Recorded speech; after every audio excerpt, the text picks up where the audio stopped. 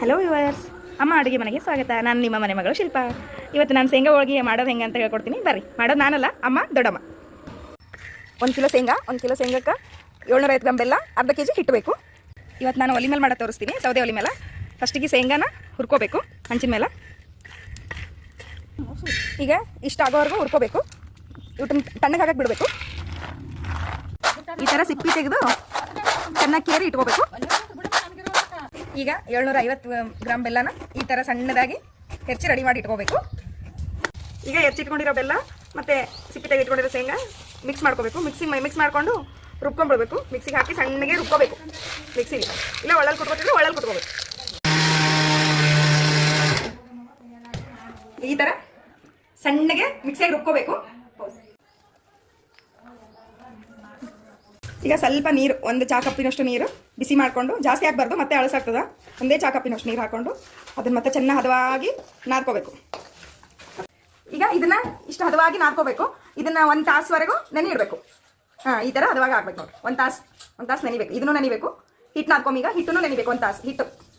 ಇದನ್ನು ಈ ಥರ ಚಪಾತಿ ಹಿಟ್ಟಿನದಕ್ಕೆ ನಾದ್ಕೋಬೇಕು. ಮತ್ತು ಇದು ಬೇಳೆ ಹೋಳಿಗೆ ಇದ್ದಂಗೆ ಮೆತ್ತಗಿರಬಾರ್ದು ಹಿಟ್ಟು. ಚಪಾತಿ ಹಿಟ್ಟಿನದಕ್ಕಿದ್ರೆ ಕರೆಕ್ಟ್ ಆಗ್ತದೆ. ಇದನ್ನು ನಾದ್ಕೊಂಡು ಇದನ್ನು 1 ಗಂಟೆವರೆಗೂ ನೆನೆಸ್ಕೋಬೇಕು. 1 ಗಂಟೆವರೆಗೂ ನೆಂದಿರೋ ಇದು ಹೂರ್ಣ ಈ ಥರ ಉಂಡೆಗಳು ಮಾಡಿಟ್ಕೊಂಡು ಈ ಥರ ಗೋಧಿ ಹಿಟ್ಟು ಉಳ್ಳಿಲಿ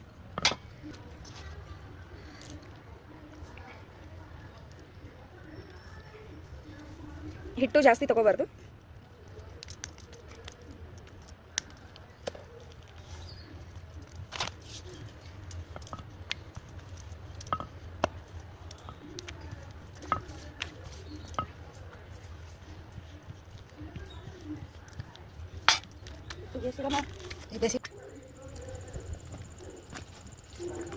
ಸಣ್ಣ ಉರಿಲೇ ಬೇಯಿಸ್ಬೇಕು ಇದನ್ನ.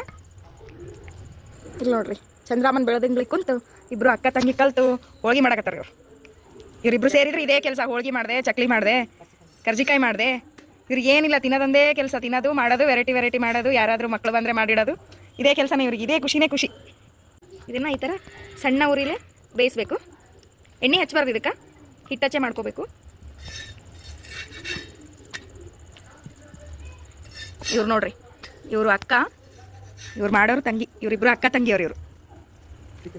ಇವರು ಬೇಯಿಸಿದ್ದನ್ನ ಈ ಥರ ಆರಬೇಕು. ಬಿಸಿ ಬಿಸಿದೆ ಒಂದ್ರ ಮೇಲೆ ಒಂದು ಹಾಕಿದರೆ ಹತ್ಕೊಂಡ್ಬಿಡ್ತಾವ. ಕೆಂಪು ಸುಡ್ಗೆ ಆರಿದ್ಮೇಲೆ ತೆಗೆದಿಡ್ಬೇಕು. ಆರವರೆಗೂ ಹಿಂಗೆ ಹಾಕ್ಬೇಕು ಇವು. ಈಗ ಬಿಸಿ ಬಿಸಿ ಹೋಳಿಗೆ ರೆಡಿ. ಆರಿದ್ಮೇಲೆ ಎಷ್ಟು ದಿನ ಬೇಕಾದರೂ ಇಡ್ಬೋದು. ತುಪ್ಪ ಹಾಕ್ಕೊಂಡು ತಿಂದರೆ ಸೂಪರ್.